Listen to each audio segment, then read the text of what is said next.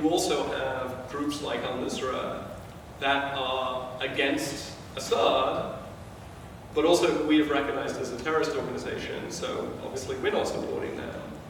And so the situation inside the country is just a lot more complex, and that international consensus that exists for Libya does not exist for Syria.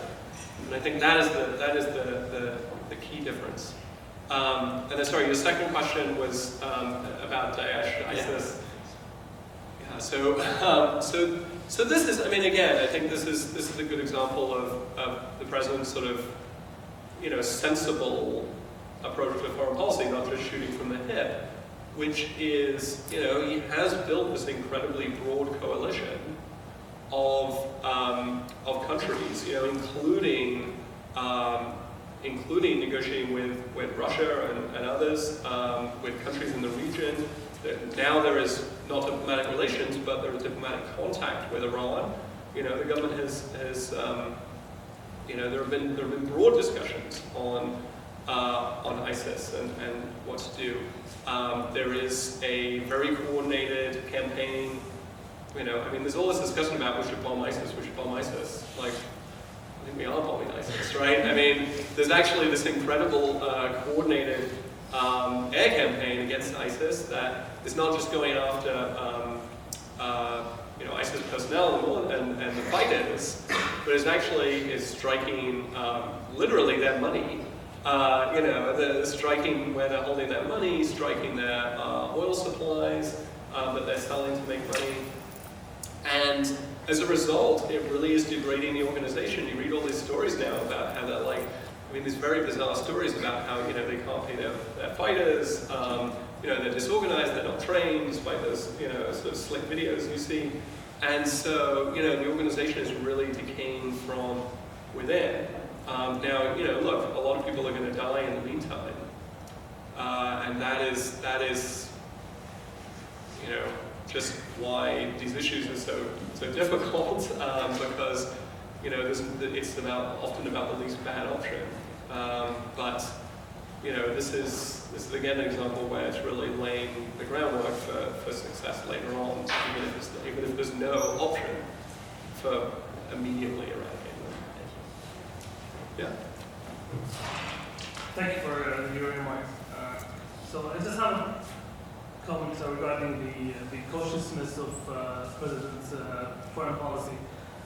Somehow I don't see he's being cautious. The first thing when he took office, one of the first things he withdrew from Iraq, for example. That was one of the big decisions. One of the recent ones is the Iran, Cuba, Libya. I don't think these are considered to be very cautious decisions. Has it left the Middle East in a better shape, especially for the Iraqi decision? I would argue against, obviously. It's been messier and messier. The Syrian status nowadays, probably as you described it, is very difficult to handle, but who left it to reach this place? I think part of it, the foreign policy, is it's left without any concrete decisions for a long time that created Daesh first and then evolved to whatever. And the chemical weapon for me is just, what we're trying to achieve is preventing killing people, and chemical weapon, they find another alternatives of doing so, and this is what's been going on. One last thing regarding the Cuba and the Iran deal. I think there was enough or clear direction of his views regarding or the U.S. policy to Iran even before he assumed power, and we haven't seen anything probably until this year or last year. And the Cuba is I think it was very sudden, and at least to my knowledge. So the way I would read it is basically maybe he's betting on, to be betting on if it's success, he would take the credit afterwards, because he's the person who actually took this initiative and he created. And it didn't go, if it goes wrong, he's out of office and compared to this guy. Meanwhile, he's jeopardizing the relationship with Saudis, although I think from their part, I mean, their efforts has been very aligned to the U.S. Effort and U.S. policies and against terrorism. And you mentioned it, how the Iranian is clear pro-distribution of terrorism attacks, terrorism efforts, and their interest in expanding their territories into the region. And he's making all these free riders comments regarding Saudis, and I don't want to take more time to think. No, I think those are great comments. I would say I would agree. I would not personally. My personal view is I would not characterize his foreign policy as cautious. Yeah. I think that is the criticism, but he has made these big bets, right? He's made a big bet on Iran and the deal and taking the deal. He's made a big bet on Cuba. And these are, they're controversial, right? The reason they're controversial is they are bold. And I think, but what he's doing is he's taking these bets in a way that will pay off down the line, right? The benefits are not immediately obvious, but they will pay off down the line. And it's interesting you mentioned Saudi. I mean, this is, again, this is sort of an example of him being fairly bold, right? I mean, he's, part of it is, my guess is in the last year, he can get a little more honest. But, obviously the reception in Saudi was pretty chilly, and he's, in public comments, he's been, and the administration has been a lot more candid about feelings about Saudi and Saudi's human rights situation in Saudi, for example, and Saudi's contributions to the coalition for ISIS and for Syria. I think and you saw the result of that last week with the president's visit and the slightly chilly reception. But I agree. I think these are bold moves, and they just don't seem it right now because the payoff isn't immediate. What did you wait 7 years? This is, I guess, on Cuba? I mean, even Iran, indeed. I mean, it was clear before. Well, I mean, Iran, keep in mind, like, the whole arc of Iran was the entire course of his administration. I mean, the administration really got serious about Iran sanctions at the start of the administration. Congress was extremely critical of. So some of the statute that really had been in place, the first secondary sanctions statute, so i.e. threatening sanctions against Europeans, Chinese, Russians for certain business in Iran, the first statute was put in place in 1996, but it had never been implemented because, of course, it's a little controversial to start sanctioning European companies, and cutting them off from the US market because they're invested in Iran. And Europe was furious at the time, and so they were never implemented. And so even under the last administration, nobody had ever been sanctioned, and companies were clearly invested in Iran. It was 2010 was the administration first implemented those sanctions and negotiated those European companies out, imposed sanctions on another company that remained in. There was obviously several rounds of legislation from Congress.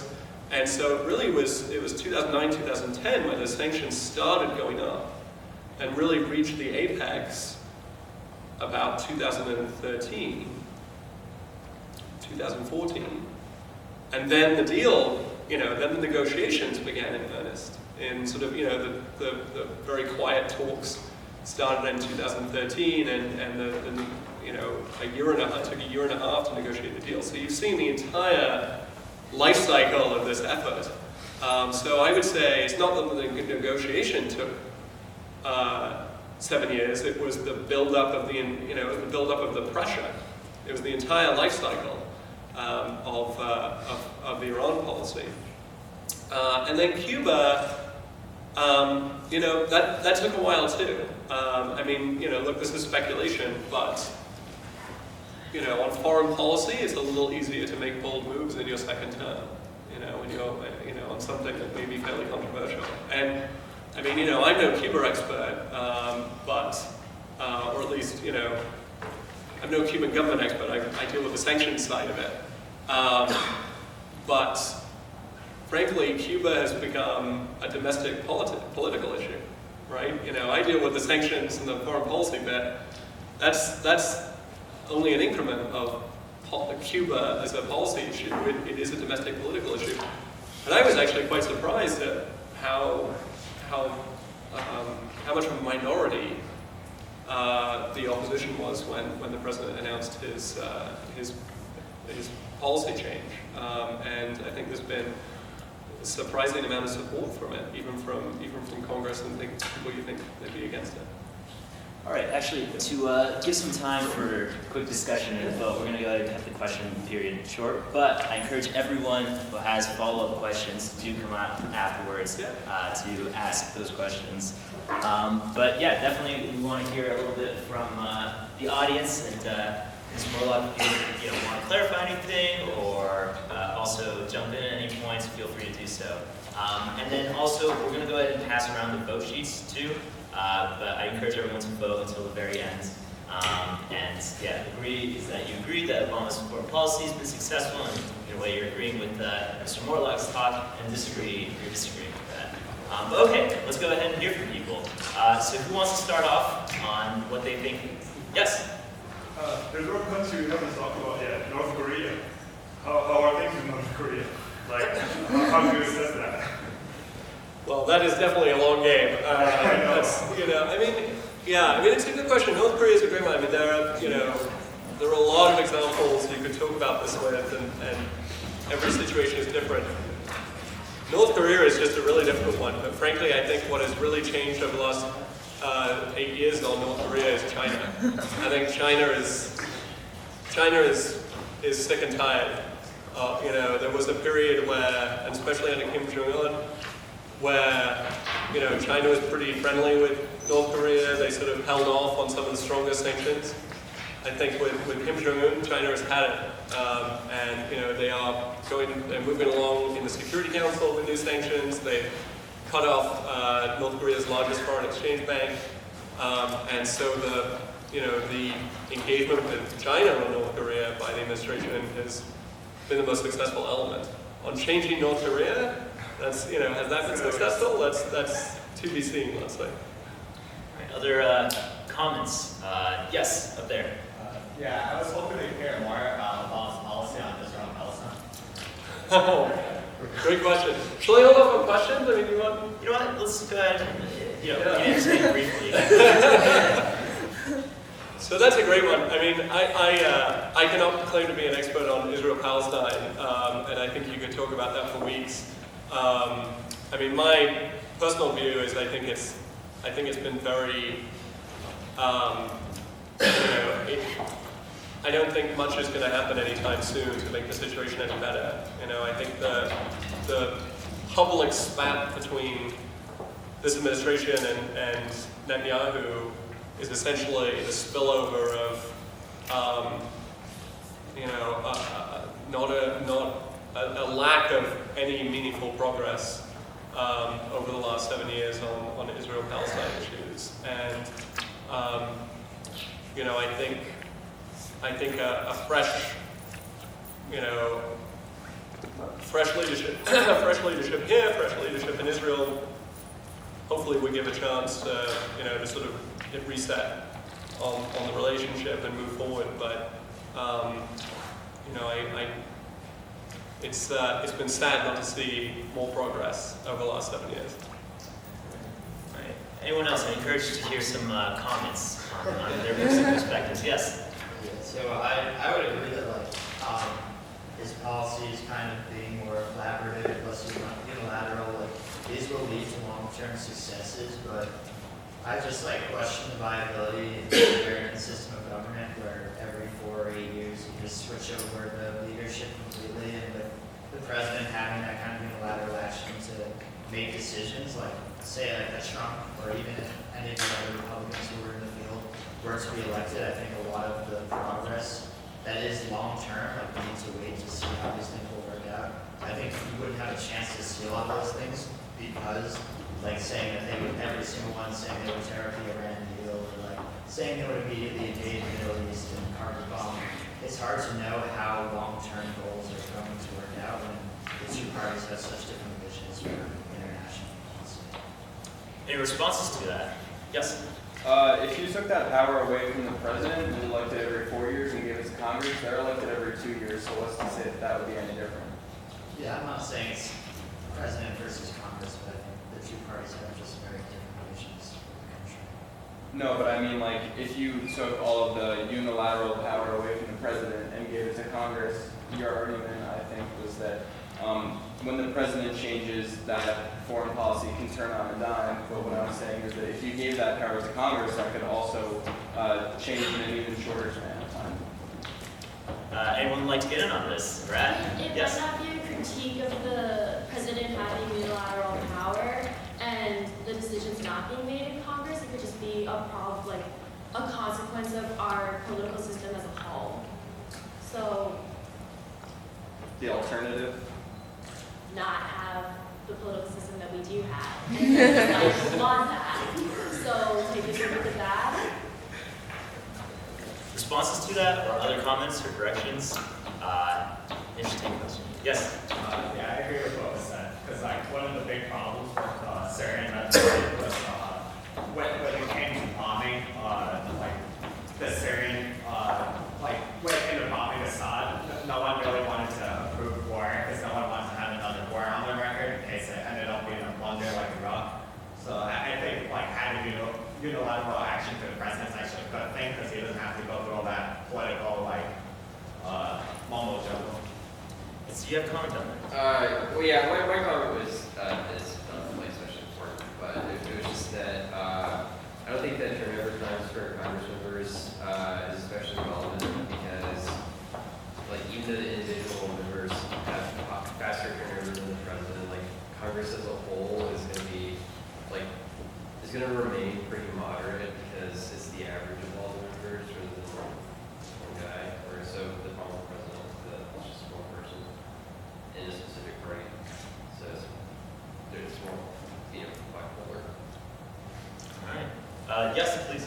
I would say on that topic, it feels like a somewhat, I don't know if elitist is the right word, attitude that everyone seems to be taking. We're a democratic republic, and elections serve a very valuable purpose. And if the people are upset with the foreign policy that the administration is taking, the people are the ones who, the power lies in the people at the end of the day. So I think that while yes, it's a difficulty and it's a bit of a roadblock that every 4 years or every 8 years a new administration comes into office, that's the way things have to work. Because if not, if you just say, okay, well, we keep this guy in office, they start granting themselves emergency powers. I mean, we don't want to go down that road. I think it's very valuable that we have that turnover because at the end of the day, it's not so much the person in the White House who makes the final decision, it's the American people, and that's the bedrock of democracy. We have time for a few more comments before we move to a vote. Anyone else wanting to add to this or direct the conversation to another end? Yes. I'm not American, but is it? I mean, my question, I have some difficulty understanding the influence of the people where or when majority of the money comes from specific lobbying and the people who raise a lot of money get voted the most. I mean, I think for me, with my light follow-up to the debate, what's his name? The Democratic, not her, Hillary Sanders. Sanders, I think, is very moderate. I mean, his views, I agree with a lot of his views, but the argument maybe he didn't have enough money to raise, so he didn't. Yeah, we definitely have to talk on elections. There's definitely a lot of underlying factors to that. Response to that? Yeah, really quickly, to kind of counter that, I think, for better or for worse, Bernie and Donald Trump have kind of shown that people are unhappy with the political status quo. Whether that's good or bad, they have the political clout to change that. I mean, Bernie is definitely, whether or not he's going to win, has changed. Hillary's kind of thinking more towards the left, and Donald Trump has literally eviscerated all of his opponents for God knows what reason. But you got to keep that in mind is that the voters do still have a clout, especially in this election, and you can't just diminish that. And I think Jacob made a good point that you can't just say, you know, if you're not happy, deal with it. I mean, we can deal with it by voting. All right, excellent. Well, we're going to go ahead and just really quickly, if you guys can vote, just hold them up in the air and we'll have one of our helpers go around and grab it. While that's going on, we do have time to add some more comments. Do you have a comment? So aside from a discussion that we did very consistently with government, I think government activity for the lowest form possible is very much still out. And I don't think, from a legacy perspective, he's really set himself up for too much potential failure. And if some of the things that he has put into action while in office to qualify, I think a lot of that blame potentially to be attributed to future presidents. But at the same time, some actions that they have taken, if those are to be successful, I feel like it would be much more likely to be attributed to him as opposed to what was in office. Final word. Anyone who hasn't spoken yet? All right, who wants a final word then? People who hasn't spoken. Oh, you, yes. Yeah, I'm a little bit wary of the long-term interventionism that kind of runs through U.S. foreign policy. In like the tools that we use to use that, I think sanctions are a smart tool, and I think that in that way his foreign policy has been successful. But the other wing of it, drone strikes, I don't think it's sustainable, and I don't think they generate goodwill among our international partners. And ultimately, I think that will be an unsuccessful part of his foreign policy. All right, excellent, thank you. And we're gonna get that vote, and I'll get you guys out of here. We are running a little bit over, but 2 or 3 minutes. Just a few announcements first off. Once again, I'd like to thank our guest speaker, David Mortlock. Really appreciate you taking the time to come up from DC to talk to the Cornell Political Union. Also, I'd like to thank everyone out here for coming out to our last meeting. We really do appreciate you guys coming out and talking and getting engaged. We hope to see you guys at our following meetings next semester. Next, I'd like to thank my executive board for all their hard work. It's been a very busy year, and they've put up with me, and every single week they've done an excellent job in reaching out to speakers, promoting, and doing everything. So, thank you.